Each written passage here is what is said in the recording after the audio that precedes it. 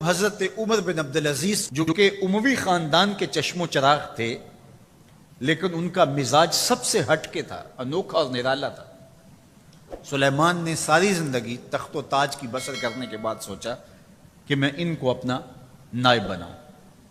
تو خیر، جب ان کا انتقال ہوا تو لوگ دمشق کی جامع مسجد میں جمع ہوئے اور وصیت نامہ پڑھا گیا۔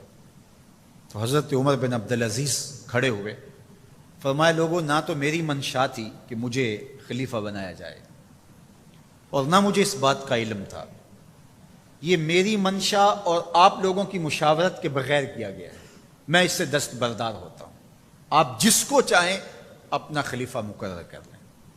تو لوگوں نے کہا آپ ہی ہمارے امیر ہیں، آپ ہی ہمارے خلیفہ ہیں۔ تو آپ نے فرمایا کہ جب تک اللہ کی اطاعت کرتا رہوں تب تک تمہارا خلیفہ رہوں گا۔ اور پھر آپ نے حکم نامہ جاری کیا کہ میری جتنی جائیداد ہے ساری بیت المال میں جمع کروائی جائے گی، اور جتنے بھی اموی شہزادے تھے ان کی جائیدادیں جو انہوں نے لوگوں کے ضبط کی ہوئی تھی سب کو بھگ کے سرکار ضبط کرنے کا حکم نامہ جاری کیا۔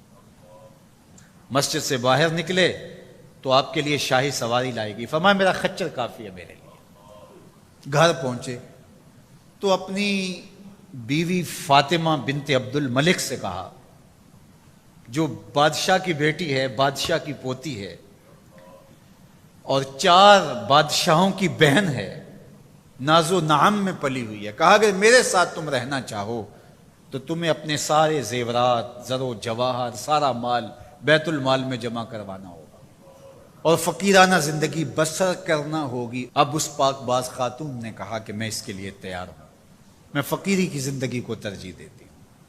اب حضرت عمر رضی اللہ تعالیٰ عنہ نے صرف 2 سال 5 ماہ اور کچھ دن حکومت کی اور 3 بر اعظموں پر سلطنت اسلامیہ پھیلی ہوئی تھی، اور آپ روتے تھے کہ ان لوگوں کا حق بھی میرے اوپر بلا مطالبہ ہے جو دنیا کے کسی بھی خطے کے اوپر اس سلطنت کی حدود میں بستے ہیں۔ عید کا موقع آیا، عیدگاہ میں جب لوگ ایک دوسرے کو مل رہے تھے تو امیر المومنین کے بیٹوں کے کپڑے خستہ تھے، پرانے تھے، پیوند لگے ہوئے تھے۔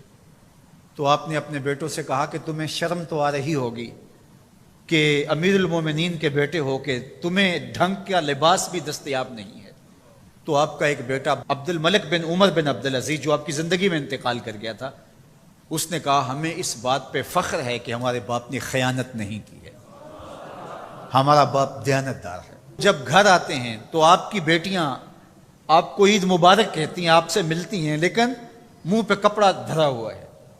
تو حضرت عمر رضی اللہ تعالیٰ عنہ عمر بن عبدالعزیز بولتے ہیں کہ بیٹی آپ نے چہرے کے اوپر کپڑا کیوں رکھا ہوا ہے؟